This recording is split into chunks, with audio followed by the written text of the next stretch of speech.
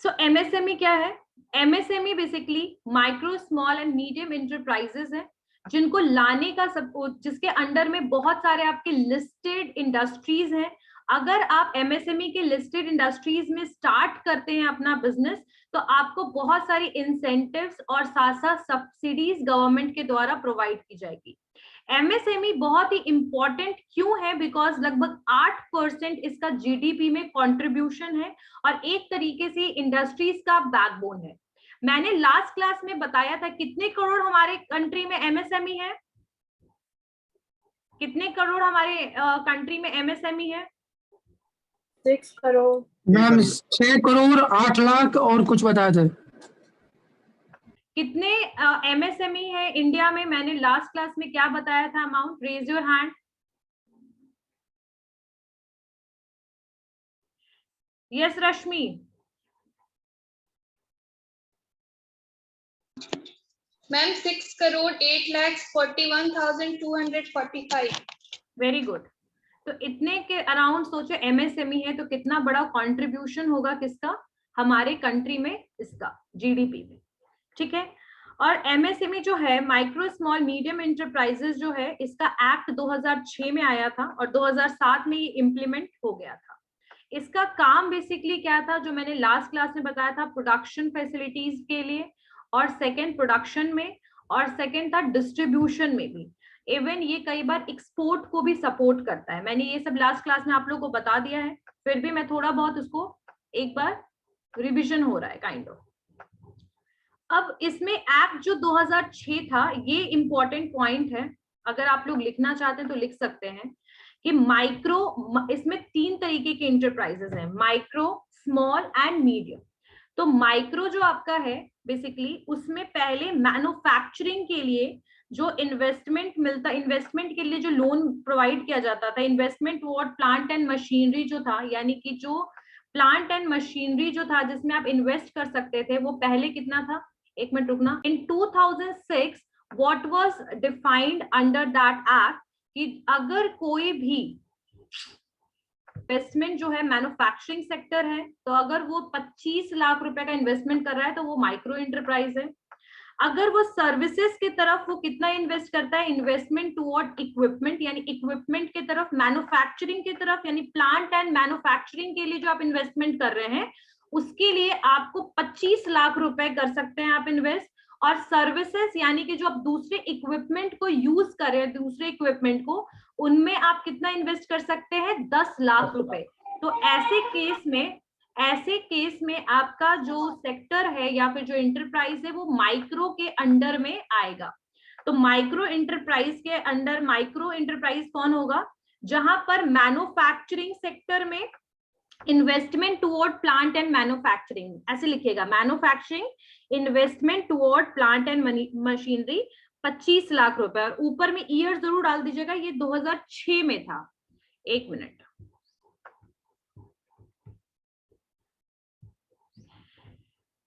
दो 2006 में, ठीक है। पहला जो था आपका यहां पर आएगा माइक्रो। माइक्रो के अंडर में आपका 2 सेक्टर है, एक मैन्युफैक्चरिंग सेक्टर में आपने क्या लिया है? मशीनरी और आपके प्लांट के लिए कितना पैसा होना चाहिए? लगभग 25 लाख। ठीक है, हैंडराइटिंग पे ध्यान मत देना, लिखने वाला देखना, ठीक है। सेकंड, सर्विसेज की तरफ, यानी कि इन्वेस्टमेंट ऑन इक्विपमेंट, ये होना चाहिए था 10 लाख। ये था बेसिकली आपका 2006 में। और अभी क्या किया गया है, इस चीज को ना सेग्रीगेट करने के जगह पे इंटीग्रेट कर दिया गया है। और अब जो 2018 में जो बिल आया था, उसके हिसाब से अब ये जो है, ये अमाउंट जो है वो बढ़ करके सिर्फ टोटल टर्नओवर जो हो गया वो 5 करोड़ हो गया है। ठीक है, पहले इतना था, अब ये बढ़ करके इतना हो गया 5 करोड़, और ओवरऑल हो गया। यहाँ पर कोई मैन्युफैक्चरिंग, सर्विस और प्लांट, मशीनरी और इक्विपमेंट की बात नहीं की जा रही है। वैसे ही इस तरीके, ये समझ आ गया ना, इसी तरीके से लिखिएगा। नेक्स्ट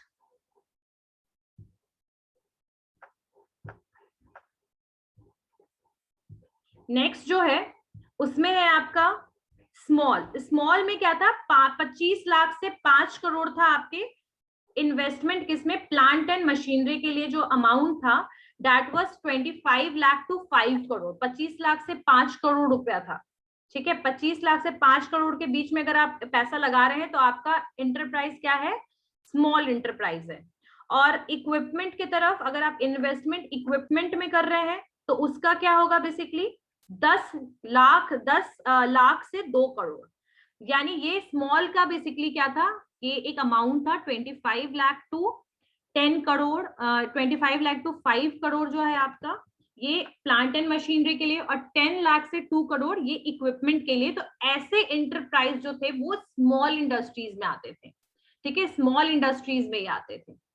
और अब उनका जो टर्नओवर है, जो अभी रिसेंट टर्नओवर जो अमेंडमेंट हुआ है उसमें वो टर्नओवर 5 करोड़ से 75 करोड़ हो गया है, 5 करोड़ टू 75 करोड़ के बीच में, 5 करोड़ टू 75 करोड़ के बीच में।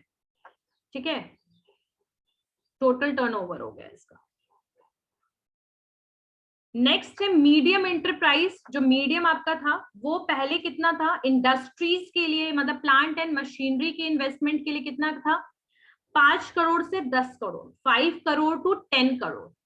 किसका था ये, मीडियम का, 5 करोड़ टू 10 करोड़। और अब जो है और इक्विपमेंट के लिए कितना था, 2 करोड़ टू 5 करोड़। देख रहे हैं ना, अमाउंट बढ़ता जा रहा है, माइक्रो से ज्यादा स्मॉल में है, फिर स्मॉल से ज्यादा मीडियम में, और वही अमाउंट से शुरू भी हो रहा है, कोई बीच का ऐसा अमाउंट नहीं है, उसी अमाउंट से शुरू हो रहा है। और सर्विसेज जो था मतलब वही इन्वेस्टमेंट टुवर्ड इक्विपमेंट जो था उसमें ये 2 करोड़ से 5 करोड़ था। और अब इसका जो बेसिकली टर्नओवर है वो 75 करोड़ से 250 करोड़ हो गया है, 75 करोड़ टू 250 करोड़, 75 करोड़ टू 250 करोड़। तो ये टोटल जो था ये चेंज आया है 2018 के बिल के हिसाब से। ठीक है, और अभी जो एमएसएमई है उसमें क्या क्या चेंजेस आए हैं, मतलब क्या क्या उसमें बेनिफिट्स हैं, क्या क्या फीचर्स है नए एमएसएमई का। तो अभी जो एमएसएमई जो आया है नया, उसमें ये बताया जाता है कि जो आपको कोलेट्रल मिले, कोलेट्रल फ्री लोन प्रोवाइड किया जाएगा। कोलेट्रल फ्री लोन का मतलब क्या होता है, जहां पर आपको लोन जो दिया जाएगा उसके लिए कोई एविडेंस देने की जरूरत नहीं है। अगर आपके घर में भी आपके पेरेंट्स ने लोन लिया होगा तो आप लोग सुनते होंगे कि लोन के लिए क्या होता है कि आपको कुछ एविडेंस के रूप में जमा कराना पड़ता है बैंक में as a collateral, as a security. लेकिन एमएसएमई ने अब क्या किया है कि अब आपको कोलेट्रल फ्री लोन प्रोवाइड करेगा, यानी विदाउट एविडेंस। और आप लोगों ने सुना होगा हाउस लोन अगर कोई लेता है ना, तो जो घर बन रहा है ना उसके भी कागज रख लेता है बैंक, और या तो आप कुछ किसी और प्रॉपर्टी का आप उनको कागज दीजिए। हाँ, जब आप कार लोन लेते हैं ना तो कार की भी कागज जो होती है वो रख लेते हैं बैंक, जब तक आप कार का पैसा रिपे नहीं करते। तो इस तरीके का सिचुएशन ये कोलेट्रल फ्री लोन प्रोवाइड किया जा रहा है एमएसएमई में। ठीक है, और लगभग जो लोन है वो उसका अरेंजमेंट जो टोटल एमएसएमई में कितने करोड़ का लोन की बात की जा रही है, तो लगभग ये जो प्रोजेक्ट है अभी वो 3 लाख करोड़ की बात की जा रही है। लगभग 3 लाख करोड़ जो है वो लोन के रूप में दिया जाएगा एमएसएमईज में, जो भी इंडस्ट्रीज है उनको।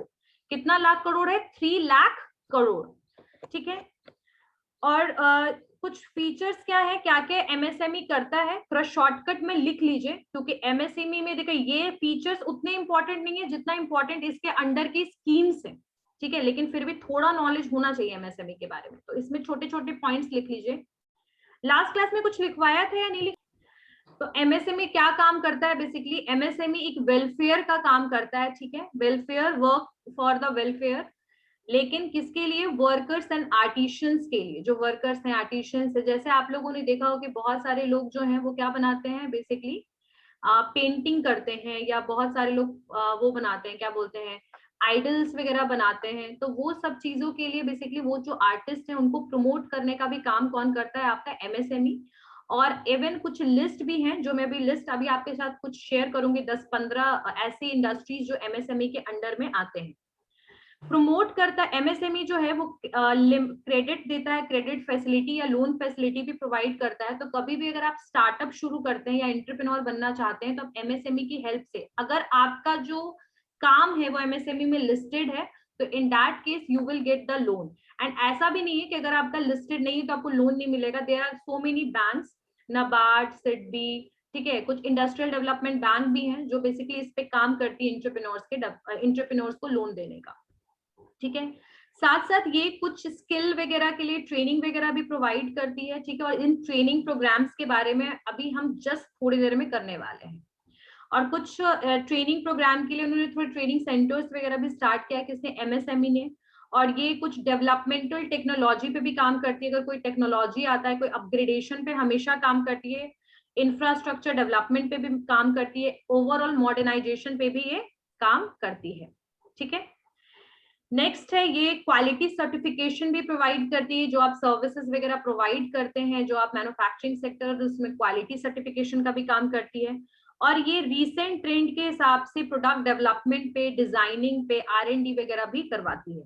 तो ओवरऑल एमएसएमई बहुत सारे मल्टीपल वर्क करती है. ठीक है, और ये ओवरऑल डेवलपमेंट के लिए और एक स्टार्टअप कंपनी के लिए बहुत ही हेल्पफुल सेक्टर है जो गवर्नमेंट के द्वारा स्टार्ट किया गया है.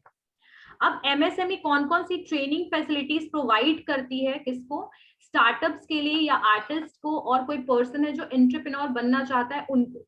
तो उसको भी अभी हम कवर करने वाले हैं. किसी को क्या कि एमएसएमई कभी भी किसी ट्रेडिंग के लिए, ट्रेडिंग को कभी कंसिस्ट नहीं करता है एमएसएमई. अगर कोई ट्रेडिंग कंपनी है तो एमएसएमई उसको कंसिस्ट नहीं करता है. ट्रेडिंग कंपनी को एमएसएमई कंसिस्ट नहीं करता है, याद रखिएगा. और कुछ प्रोजेक्ट प्रोफाइल्स हैं जो एमएसएमई जो है वो कंसिस्ट करती है. क्या क्या है, जैसे आपके फ्लोर मिल वगैरह हो गया. फ्लोर मिल मतलब जहां पर आटा वगैरह जो निकाला जाता है वीट से. ठीक है, फ्लोर मिल हो गया. फिर टॉयलेट सोप मैन्युफैक्चरिंग यूनिट हो गया, जो सोप्स वगैरह बनाते हैं. और जो आप लोगों को ये मिलता है ना ट्रेन पे भी, जो आप लोगों को पेपर सोप्स वगैरह मिलता है, वो सब भी इसी के अंडर में आता है एमएसएमई. नेक्स्ट है आपका टोमेटो सोप मैन्युफैक्चरिंग यूनिट हो गया.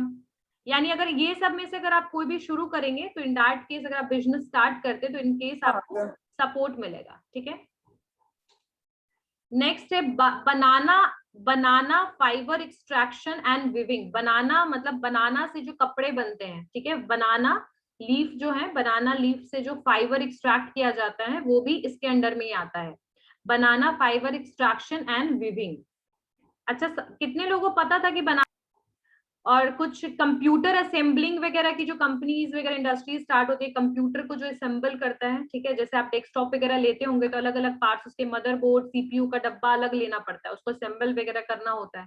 तो ऐसे भी कुछ मैन्युफैक्चरिंग सेक्टर्स होते हैं जो असेंबलिंग का काम करती है, या कंप्यूटर को पार्ट्स अलग अलग आते हैं उसको असेंबल करके मार्केट में सेल करना. ठीक है, light engineering, not heavy engineering. Light engineering जिसमें छोटे मोटे पार्ट्स बनते हैं आपके इंडस्ट्रीज के लिए, जैसे कि आपके नट्स हो गए, बोल्ट्स हो गए, वॉशर वगैरह जो होता है, वॉशर वगैरह जो टैप में लगा होता है. ठीक है, या फिर आपके गैस सिलेंडर में भी वॉशर लगा होता है. ठीक है, पंपिंग के लिए जो यूज होता है. तो ये जो होते हैं, ये जो छोटे मोटे जो इंजीनियरिंग के पार्ट्स होते हैं वो सारे भी बनते हैं, इसी में आता है आपके एमएसएमई में. बाकी आपके मेटल बेस्ड इंडस्ट्रीज थोड़े बहुत हैं, जैसे एग्रीकल्चर के कुछ इक्विपमेंट्स वगैरह होते हैं, जैसे कर्टरीज और हैंड टूल्स नहीं होता, हैमर वगैरह. और देखो हिंदी में मुझे पता है, इंग्लिश के लिए भी काम आता है. नेक्स्ट है आपका, नेक्स्ट है कुछ बेकरी प्रोडक्ट्स वगैरह जो होते हैं, जैसे बिस्किट्स वगैरह, बेक्ड बिस्किट्स वगैरह बनते हैं, पेस्ट्रीज वगैरह जो बनते हैं, वो सब भी इसी के अंडर में आते हैं, आपके एमएसएमई के अंडर में. फिर आपके छोटे मोटे स्टील के फर्नीचर वगैरह, जो स्टील के फर्नीचर वगैरह बनते हैं, जैसे कि डिश स्टैंड्स वगैरह हो गया. जैसे डिश के लिए आप ना बर्तन वाले स्टैंड्स जो होते हैं, यूटेंसिल्स स्टैंड, तो वो हो गए. फिर डेजिकेटेड कोकोनट पाउडर, यानी कि कोकोनट पाउडर वगैरह है, उन सब के आते हैं. कैंडल इंडस्ट्रीज जो कैंडल्स वगैरह बनाते हैं वो आएंगे. बैंगल्स इंडस्ट्रीज आएंगे. फिर आपके टिश्यू पेपर्स जो बनते हैं ना, टिश्यू पेपर जो आजकल सब लोग मांगते हैं यहाँ पर, वो क्या क्या है प्रोग्राम्स जो है, कौन कौन से ट्रेनिंग फैसिलिटी एमएसएमई प्रोवाइड करता है कोई स्टार्टअप्स के लिए, तो उसके बारे में लिख लीजिए. ठीक है, कौन कौन से हैं वो, कौन कौन से प्रोग्राम्स हैं जो बेसिकली एमएसएमई के लिए लाए गए हैं, एमएसएमई के लिए. और जो प्रोग्राम्स हैं उनके मोटिव्स क्या है. तो सबसे पहले उनके मोटिव्स क्या हैं कि वो डिफरेंट सेक्शन ऑफ सोसाइटी, जैसे शेड्यूल्ड कास्ट हो गए, शेड्यूल्ड ट्राइब्स हो गए, विमेन हो गए, तो इनके वेलफेयर पे भी एमएसएमई काम करता है. ठीक है, कोई एक्स सर्विसमैन है या कोई बिलो पॉवर्टी लाइन पर्सन है जो सेल्फ एम्प्लॉयमेंट या एंटरप्रेन्योर बनना चाहता है, तो ऐसे लोगों को भी ट्रेनिंग प्रोग्राम देने का कौन काम करता है? आपका एमएसएमई के अंडर में ट्रेनिंग गवर्नमेंट देती है।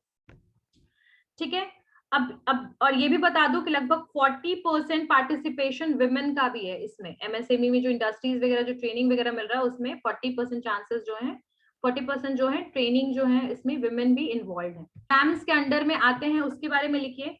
सबसे पहला है industrial motivation campaign. Industrial motivation campaign, ठीक है, ये ईएसडीपी के अंडर में आ रहे हैं। इन ईएसडीपी का मतलब क्या होता है? Entrepreneurship and skill development programme. Entrepreneurship and skill development programme, ESDP. ठीक है, और इसको लाया किसके द्वारा गया है? इसको लाया गया है गवर्नमेंट ऑफ इंडिया के द्वारा, और इसको डिपार्टमेंट एमएसएमई के अंडर में इसको स्टार्ट किया गया है, entrepreneurship skill development programme. Entrepreneurship skill development programme ESDP. और इसका पहला ट्रेनिंग प्रोग्राम स्टार्ट हुआ है वो है industrial motivation campaign. Industrial motivation campaign. Confusion तो नहीं हुआ ना? देखो मैं एक बार बता देती हूँ फिर से। जो आपका गवर्नमेंट ऑफ इंडिया है उसके अंडर में एमएसएमई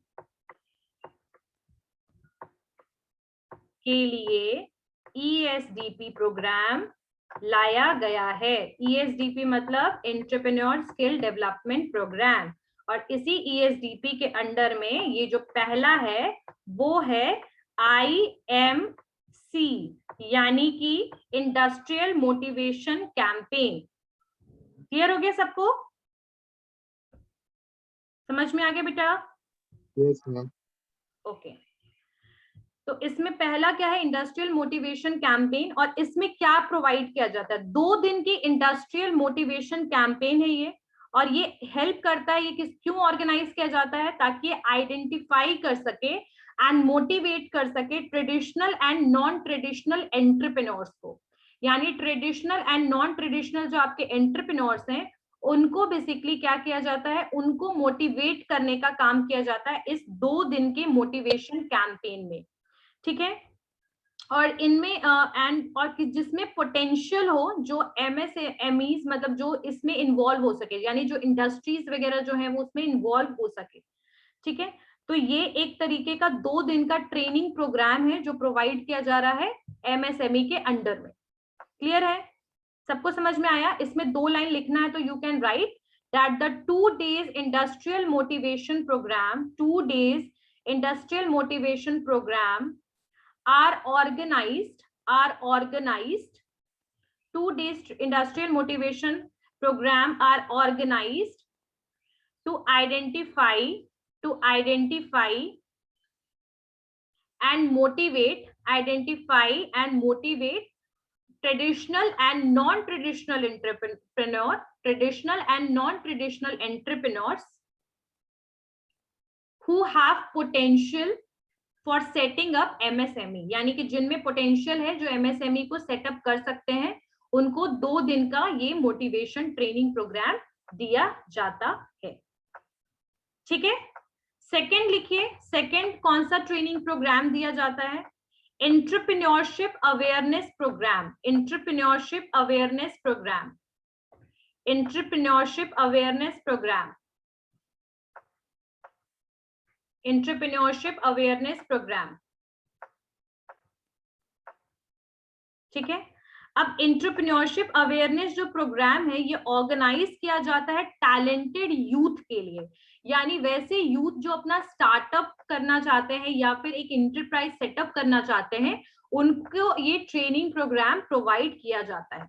ठीक है, और इसमें बेसिकली वेरियस एस्पेक्ट्स के बारे में बताया जाता है, बहुत सारे तरीके के बारे में बताया जाता है कि किस तरीके से आप इंडस्ट्रियल एक्टिविटीज जो है वो एमएसएमई में कर सकते हो, यानी किस तरीके से आप अपना जो आपका एंटरप्राइज है उसको सेटअप कर सकते हो।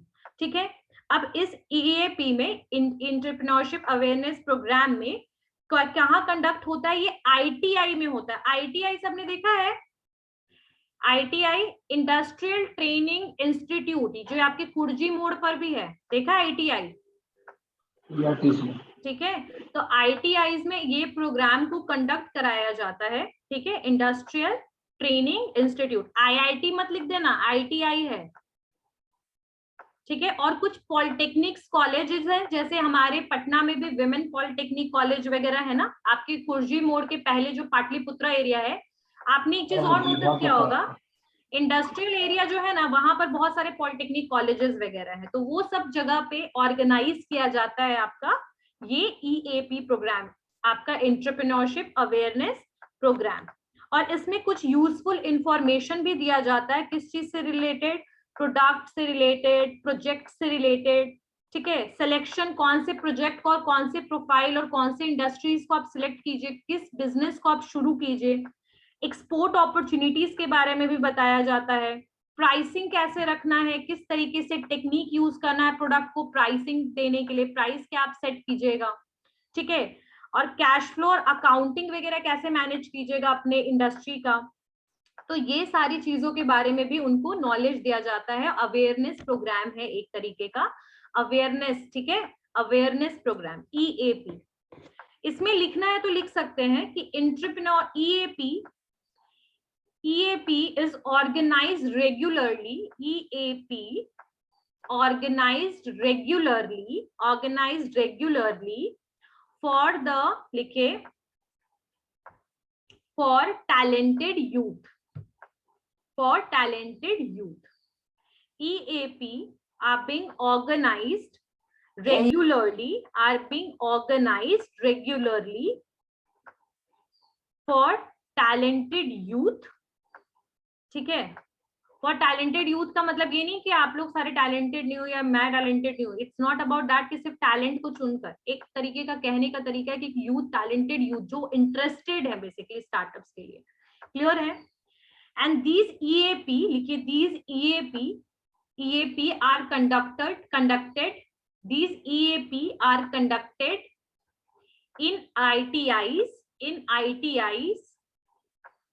in ITIs and polytechnic colleges,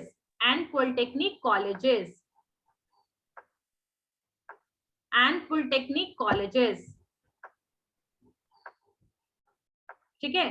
polytechnic colleges और ITIs में बेसिकली इसको ऑर्गेनाइज किया जाता है, ठीक है। This program is for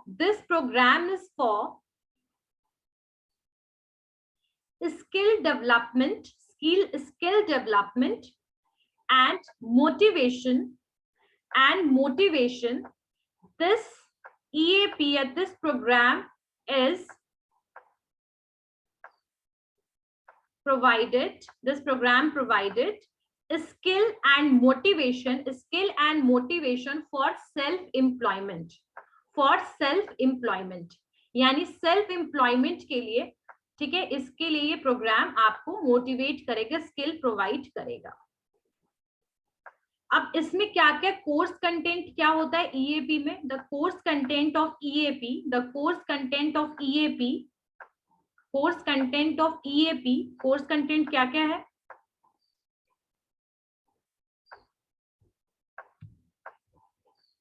course content क्या क्या है इसमें,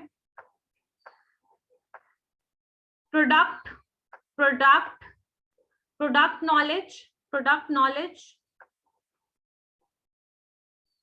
नॉलेज, यहाँ प्रोडक्ट्स के बारे में, डिफरेंट प्रोडक्ट्स के बारे में नॉलेज दिया जाएगा, ठीक है। सिलेक्शन ऑफ प्रोजेक्ट प्रोफाइल, यानी आपको कौन सा प्रोजेक्ट पे काम करना चाहिए इंडस्ट्रीज में, आपको कौन से प्रोजेक्ट पे काम करना है, कौन सा आपके लिए बेटर है, ठीक है। या तो आप सोप्स बनाइए, कैंडल्स बनाइए, बैंगल बनाइए, हैंडीक्राफ्ट कीजिए, तो आपको जो सुटेबल लगेगा आप उसमें, जिसमें आप स्किल्ड हैं, थोड़ा बहुत आपको नॉलेज है, तो उसमें आपको ये प्रोजेक्ट प्रोफाइल सेलेक्ट करने के लिए भी बताएंगे, ठीक है। साथ साथ में ये आपको थोड़ा मार्केटिंग टेक्निक्स भी बताएंगे, किस तरीके से मार्केट में प्रोडक्ट्स वगैरह को सेल करना है, तो लाइक मार्केटिंग टेक्निक्स के बारे में भी नॉलेज दिया जाएगा। रोशन लिख नहीं रहे हो, टेक्निक्स वगैरह प्रोवाइड कराया जाता है। और थोड़ा सा फाइनेंशियल नॉलेज भी दिया जाता है, जैसे फाइनेंशियल अकाउंटिंग वगैरह के बारे में, कैश फ्लो के बारे में, ठीक है। साथ साथ एक्सपोर्ट अपॉर्चुनिटीज के बारे में बताया जाता है कि किस तरीके से आप प्रोडक्ट को मार्केट में एक्सपोर्ट कर पाओगे, दूसरे कंट्रीज में एक्सपोर्ट कर पाओगे। एक्सपोर्ट का मतलब ही ये हो जाता है दूसरे कंट्री में आप कैसे अपने प्रोडक्ट को सेंड कर सकते हो। और थोड़ा प्राइसिंग फैसिलिटीज वगैरह के बारे में बताया जाता है, प्रोडक्ट की प्राइसिंग कैसे आप सेट कर सकते हो। तो ये सारी कोर्स कंटेंट है ईएपी में, एंटरप्रेन्योरशिप अवेयरनेस प्रोग्राम में, ठीक है। यहाँ पर इन सब के बारे में नॉलेज दिया जाता है और मोटिवेट किया जाता है यूथ को, ठीक है, और स्किल दिया जाता है, कुछ कोर्सेज वगैरह कराए जाते हैं जहाँ पे नॉलेज उनको प्रोवाइड किया जाता है, मोटिवेट किया जाता है कि आप एक स्टार्टअप स्टार्ट कीजिए, अपना खुद सेल्फ एम्प्लॉयमेंट के लिए इनको मोटिवेट किया जा रहा है। नेक्स्ट लिखिए, entrepreneurship cum skill development programme E/E-SDP slash नहीं E-SDP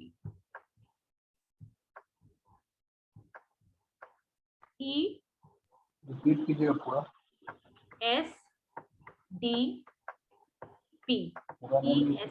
ESDP।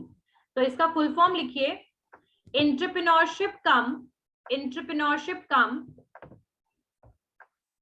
Skill development programme, entrepreneurship cum skill development programme. हाँ, मेरी हैंडराइटिंग ट्रेनिंग प्रोग्राम है। इसमें क्या होता है, यहाँ पर एक कॉम्प्रिहेंसिव ट्रेनिंग दी जाती है एंटरप्रेन्योर्स को अपनी स्किल्स को अपग्रेड करने के लिए, existing workforce and also develop skill of new workers and technicians, ठीक है। यहाँ पर वर्कर्स, टेक्नीशियंस वगैरह को वही स्किल नॉलेज दिया जाता है। और यहाँ जो ट्रेनिंग प्रोग्राम है इसका बेसिक यही है कि स्किल अपग्रेडेशन का काम किया जाए और जो बेटर टेक्नोलॉजिकल इक्विपमेंट है उस पर काम किया जाए। यानी कि इसका जो मेन मकसद क्या है कि अगर कोई पर्सन जो है, मान लीजिए एग्जाम्पल के लिए कि अगर कोई पर्सन आइडल्स बना रहा है, ठीक है, भगवान की मूर्तियां बना रहा है, वो जैसा भी बना रहा है, ठीक है, अपने हैंडमेड्स एंड ऑल जो भी है, उसको क्वालिटेटिव और उसको थोड़ा अपग्रेड करने के लिए, एग्जाम्पल के लिए बता रही हूँ, अपग्रेड करने के लिए यहाँ पर स्किल दिया जाता है। यानी you are the skilled person but for the, जैसे कैसे ट्रेनिंग प्रोग्राम्स दिया जाता है किसी आपके ऑफिसेस में, कॉलेजेस में ट्रेनिंग प्रोग्राम्स मिलते हैं, तो जैसे कैसे स्किल को डेवलप करने के लिए, तो यहाँ अपग्रेड करने के लिए ट्रेनिंग प्रोग्राम दिया जाता है। अगर आप कोई ट्रेडिशनल इक्विपमेंट के साथ चल रहे हैं तो कुछ नया अगर मार्केट में आया है और कुछ चेंजेस आप ला सकते हैं, तो उन इक्विपमेंट्स के साथ आप कैसे काम करें उनकी भी ट्रेनिंग यहाँ दी जाती है, ठीक है। और साथ साथ जो यहाँ पर कुछ स्पेसिफिक टेलर मेड प्रोग्राम्स हैं। टेलर मेड प्रोग्राम का मतलब होता है कस्टमाइज कुछ और भी प्रोग्राम्स हैं जो बेसिकली जो डिसएडवांटेज ग्रुप है हमारे कंट्री में, डिसएडवांटेज ग्रुप जो है, जैसे शेड्यूल्ड कास्ट, शेड्यूल्ड ट्राइब और फिजिकल जो इम्पेयर हैं, उन लोगों के, आप बोल सकते हैं फिजिकली जो आपके हैंडीकैप्ड हैं उन लोगों के लिए भी, और विमेन के लिए, इन चारों के लिए बेसिकली ये प्रोग्राम ऑर्गेनाइज किया जाता है बहुत सारे रीजंस में, और वैसे रीजंस जो थोड़े कम डेवलप्ड हैं। तो इसमें शॉर्टकट में लिखिए या मत लिखिए, इसको सिर्फ सुनिए। एंटरप्रेन्योरशिप कम स्किल डेवलपमेंट जो प्रोग्राम है ये कॉम्प्रिहेंसिव ट्रेनिंग प्रोग्राम है, यानी आपके स्किल को ज्यादा डेवलप करने के लिए प्रोग्राम, ठीक है। अगर आप कोई ट्रेडिशनल इक्विपमेंट्स या ट्रेडिशनल टेक्नोलॉजी को यूज कर रहे हैं और कुछ मार्केट में उससे बेटर टूल्स अवेलेबल हैं, तो उन टूल्स के साथ आपको काम करना, उन मशीनरी और उन टेक्नोलॉजी के साथ आपको काम करने के लिए ट्रेनिंग दी जाएगी, ठीक है। और साथ साथ में यहाँ पर इम्प्रूव टेक्नोलॉजिकल स्किल का भी यूज होगा, स्किल दिया जाएगा इम्प्रूव टेक्नोलॉजी, यानी टेक्नोलॉजिकल एडवांसमेंट के लिए आपको यहाँ रेडी किया जाएगा।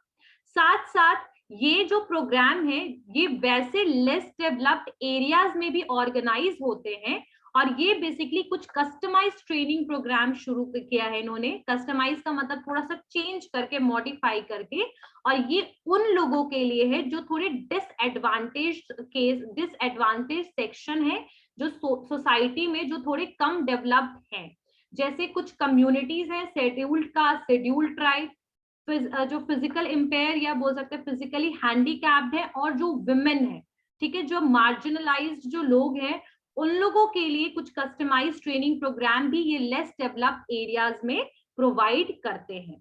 क्लियर हो गया सबको? एवरीवन, चलिए आगे बढ़ते हैं हम।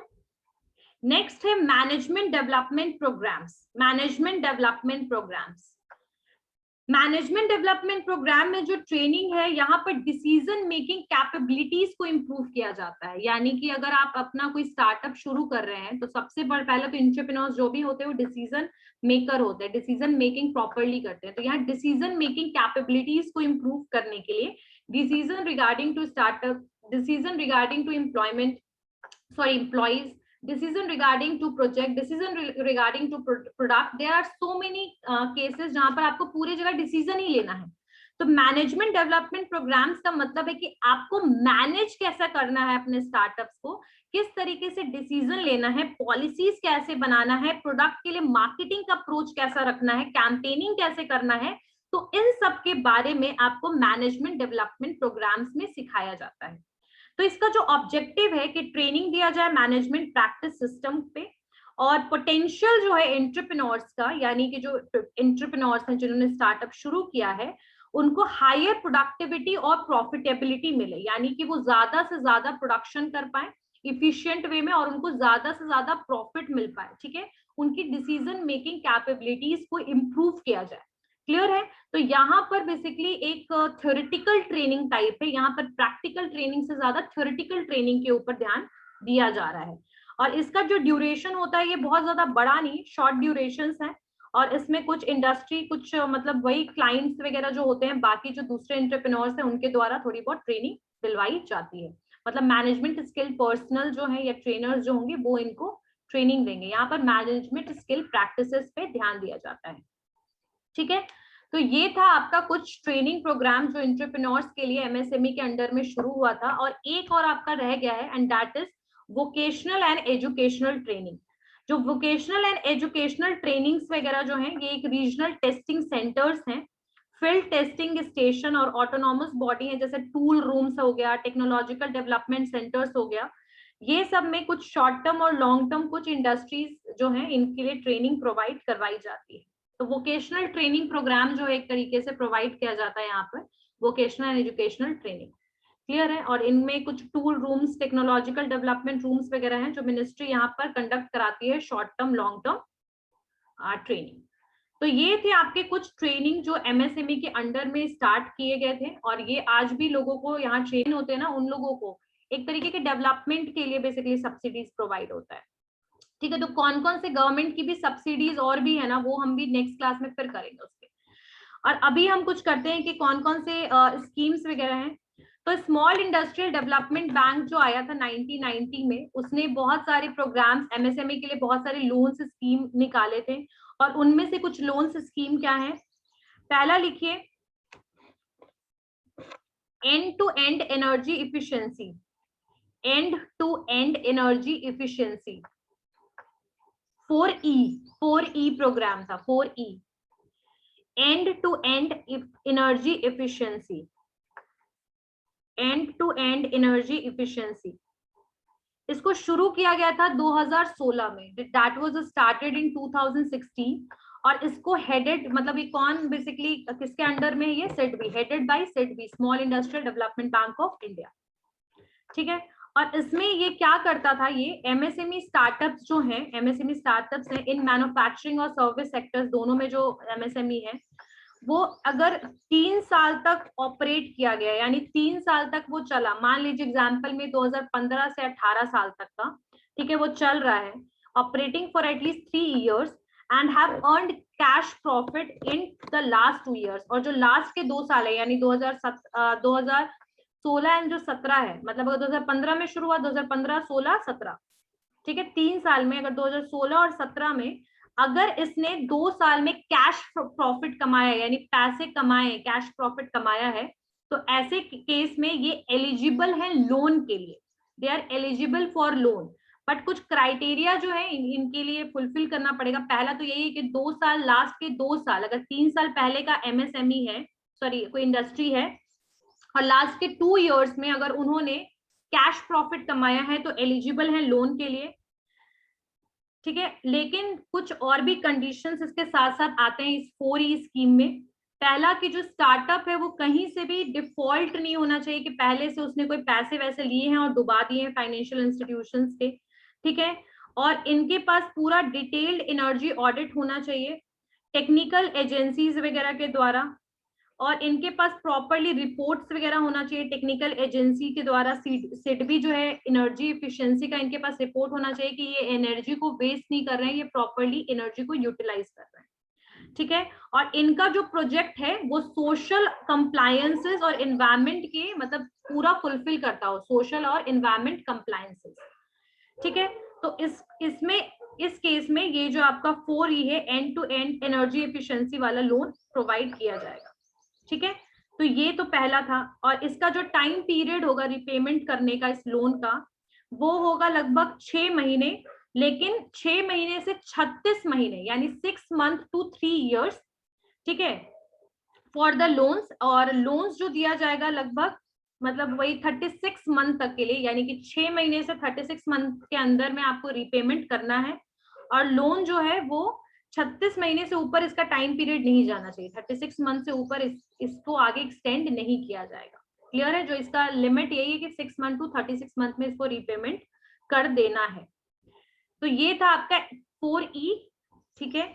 नेक्स्ट है bank credit facilitation scheme. Bank credit facilitation scheme, bank credit facilitation scheme, bank credit facilitation scheme. Bank credit facilitation scheme जो है इसको basically national small industry corporation ने लेकर आया था, NSIC। जब आप अपना सपोर्ट एजेंसीज ओपन कीजिएगा चैप्टर, तो उसमें सेकंड जो पॉइंट है MSME के बाद NSIC, तो उसके अंडर में इसको लाया गया बैंक क्रेडिट फैसिलिटेशन स्कीम। और ये एलिजिबिलिटी क्या है इसके लिए कि कोई भी MSME को ये लोन दे दिया जाएगा। Any MSMEs will get this loan, बस वो MSMEs के लिस्ट में आने चाहिए, MSMEs रजिस्टर्ड इन इंडिया। जो MSMEs इंडिया के हैं उनमें अगर ये है तो उसको ये लोन दिया जाएगा। ये जो स्कीम है इसको लाया ही गया था कि MSME के रिक्वायरमेंट के लिए, यानी MSME यूनिट को लोन देना था, ठीक है। और जो NSIC है वो बेसिकली फंड इसमें दे रहा था MSME को। और इसका जो रीपेमेंट पीरियड था वो थोड़ा वेरी करता था इनकम जनरेशन के हिसाब से। अगर आपका इनकम कम है तो आपको जो लोन पीरियड का टाइम आपका एक्सटेंड कर दिया जाएगा, यानी कि अगर आपकी इनकम स्टार्टिंग में नहीं है, जैसे कुछ स्टार्टअप्स होते हैं 1-2 साल तो वो कुछ अर्न ही नहीं कर पाते हैं, तो ऐसे केस में जैसे लास्ट वाले में 4E में क्या था कि आपको 1 साल के बाद जो 2 साल में अगर आपने पैसे कमाए हैं तो आपको उस केस में आपको लोन दिया जा रहा था। यहाँ पर क्या है कि यहाँ रिपेमेंट का जो सिचुएशन है यहाँ पर थोड़ा सा बदल दिया गया है कि यहाँ पर अगर आपका इनकम जनरेटेड हो रहा है 5 to 7 years में, तो मतलब अगर इनकम जनरेट हो रहा है तो 5 से 7 साल में आप पेमेंट कर सकते हैं। अगर आपका इनकम जनरेट नहीं हो रहा है प्रॉपरली तो आपको 11 साल तक भी रिपेमेंट का ऑप्शन मिलता है। यानी कि रिपेमेंट जो है वो 5 to 7 years है generally, but if their income is not as such, in that case that will extend till 11 years, यानी 11 years तक उनको एक्सटेंड किया जा सकता है। इसमें कुछ ज्यादा नहीं था इसमें पॉइंट, बस जो बैंक क्रेडिट फैसिलिटेशन स्कीम था यहाँ पर जो फैसिलिटी था लोन का वो MSME को दिया जा रहा था, ठीक है। और MSME जो है वो बेसिकली यहाँ पर उनका जो पेमेंट रीपेमेंट जो वापस करने का टाइम होगा कि पेमेंट आप कब करिएगा लोन को, लोन वापस कब कीजिएगा बैंक को, तो उसका जो टाइम होगा दैट इज 5 to 7 years था नॉर्मली, 5 to 7 years था। लेकिन इन केस अगर आपका इनकम नहीं है तो that will extend toward 11 years, ठीक है। करवाया है 2-3 स्कीम्स वगैरह, किसी को कुछ पूछना है? Anyone have any doubt? किसी को कुछ पूछना है उसमें? और अभी बहुत कम करवाया है, अभी तो और भी डिस्ट्रिक्ट इंडस्ट्रियल सेक्टर्स वगैरह जो हैं आपके बिहार के भी कुछ इंडस्ट्रीज वगैरह जो हैं जो एंटरप्रेन्योर्स को फैसिलिटीज दे रही हैं, उनका क्या रोल है, बिहार स्टेट गवर्नमेंट का क्या रोल है, तो ये सब के बारे में भी पढ़ना है। अभी हम लोग तो बहुत कम किया है, अभी तो MSME ही कर रहे हैं, बाकी और भी जितने भी बुक्स वाले हैं वो तो कवर होंगे ही, साथ में अभी और भी कवर होगा। और मैं देखूंगी अगर मुझे कुछ अच्छा नोट्स वगैरह MSME का मिलता है तो I will send you all, ठीक है। उसको एक बार रीड आउट जरूर कर लीजिएगा। क्लियर है? Anyone have any doubt in this topic? किसी को कुछ पूछना है? ठीक है, so we will start, so will meet on Monday, ठीक है, मंडे को मिलते हैं और फिर हम लोग स्टार्ट करेंगे आपका सीजीएस से, सीजीसी से, सीजीएस से, हाँ ठीक है, क्रेडिट गारंटी स्कीम से शुरू करेंगे। क्लियर है? ठीक है।